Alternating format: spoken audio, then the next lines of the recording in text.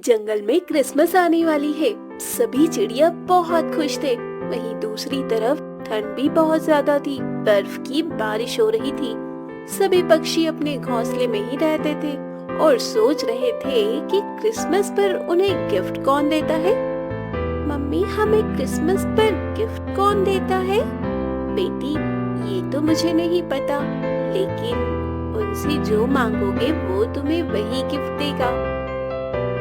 दूसरी तरफ सभी पक्षी जंगल के अंदर जाकर क्रिसमस का पेड़ लगाने जाते हैं। लो बेटी, क्रिसमस पेड़ को अच्छे से सजा दो, क्योंकि आप जितने अच्छे से सजाओगे उतने अच्छे गिफ्ट देंगे आपको।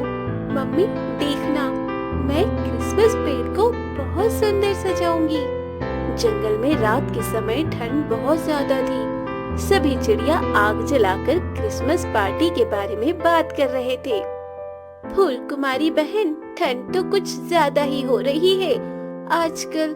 ऐसे ही ठंड हुई तो हम क्रिसमस पार्टी कैसे करेंगे? हाँ, सही कहा खुशबू तुमने। ठंड तो बहुत है, लेकिन क्रिसमस पार्टी तो करना ही होगा। दूसरी तरफ उसी जंगल में चील भी रहता था, जो सभी चिड़िया से बहुत ज्यादा नफरत करता था। कालू और काली दोनों अपने बच्चों के बारे में सोच रहे थे कि सारे गिफ्ट उसके नंदू को ही मिले। जी, ये गिफ्ट जंगल के चिड़िया को कौन देता है? जंगल में सबसे अमीर कौन है? वही सभी चिड़ियाओं को उपहार दे रहा है। चलो जी, जंगल में जाकर देखते हैं कि चिड़िया क्रिसमस की तैयारी कैसे कर रहे हैं। ठीक है, चलो ये भी पता करेंगे कि गिफ्ट कौन देता है। कालू और काली दोनों जंगल की ओर जाते हैं। दूसरी तरफ जंगल की सभी चिड़िया अपने अपने क्रिसमस पेड़ को सजा देते हैं। जंगलों में लाइट लग जाती है। कालू और काली ये सब देख रहे थे दूर से। कालू की दूसरी आंख भोला कबूतर और भोली कबूतर पर जाती है। कालू देखता है कि छुपकर कबूतर और कबूतरी खुश हो रहे हैं। पता चल गया, इन चिड़ियाओं को गिफ्ट देने वाला कौन है। कौन देता है जी? मुझे भी बताओ। भोला और भोली कबूतर, ये दोनों, क्योंकि जंगल में सबसे अमीर यही हैं और इनके कोई बच्चे भी नहीं हैं। हाँ, तुमने सही कहा। चलो भोला और भोली का पीछा करते हैं और देखते हैं ये क्या करते हैं आगे। भोला और भोली खिलौने की दुकान में जाते हैं। भाई, ये सारे खिलौने पैक कर दो। भाई, ये गुड़िया भी पैक कर दो। कालू और काली पीछे छुपकर सभी देख रहे थे। फिर ये तो भोला कबूतर और भोली कबूतर ही जंगल में सबको गिफ्ट देते हैं। मैं नहीं कहती थी, इनके कोई संतान है ही नहीं। फिर ये गिफ्ट किसके लिए खरीद रहे हैं? कल ये सारे गिफ्ट चिड़ियाओं के घर नहीं पहुंचेंगे। कैसे नहीं पहुंचेगा? क्योंकि आज हम कबूतर और कबूतरी के घर से चुरा लेंगे और ये सब गिफ्ट मिलेंगे हमारे नंदू को। वैसे भी इन गरीब पक्षी को क्या ही जरूरत है इन गिफ्ट की। कबूतर और कबूतरी इन गिफ्ट को पैक करवा के अपने घर चले जाते हैं। शाम हो जाती है। बर्फ की बारिश शुरू हो गई थी। मैं नदी से पानी पीकर आता हूँ, तब तक तुम इन गिफ्ट पे नाम लिख दो। आज रात हम सेंटा बन के गरीब पक्षियों के घर में जाएंगे और उन्हें ये सारे गिफ्ट देकर आएंगे। फिर कबूतर बाहर चला जाता है और भोली कबूतरी सभी गिफ्ट पर नाम लिख देती है। सारा दिन काम करके थक जाती है। जब तक पति देव नहीं आते हैं तब तक मैं सो जाती हूँ। वैसे भी आज रात हम कहाँ सोएंगे, क्योंकि सभी पक्षी को घर जाकर गिफ्ट भी तो देना है। भोली कबूतरी ऐसा सोचते हुए सो जाती है।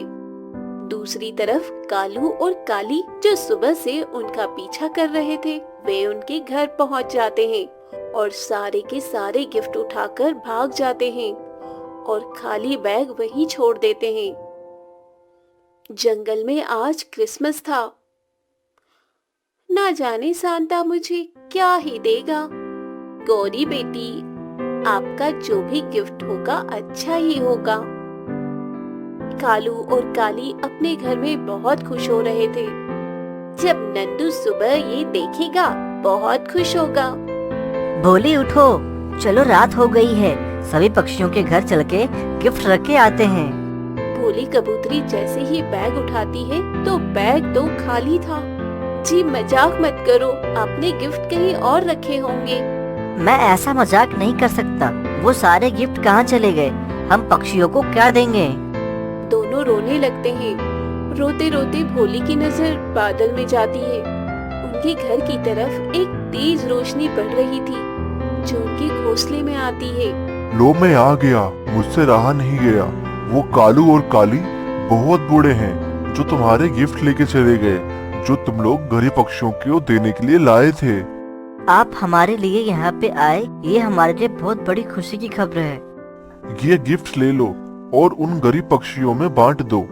आप अच्छे पक्षी हो, मुझे आप पर गर्व है, लेकिन वो कालू और काली दूसरों की खुशियों को खराब करना चाहते हैं।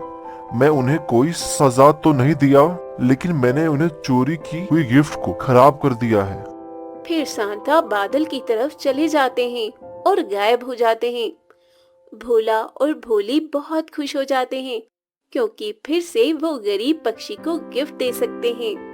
फिर वो दोनों पति पत्नी सांता बनकर गिफ्ट बांटने चले जाते हैं। वो सभी के घर गिफ्ट रख देते हैं। किसी के घर चॉकलेट तो किसी के घर गुड़िया रख देते हैं। सुबह हो जाती है।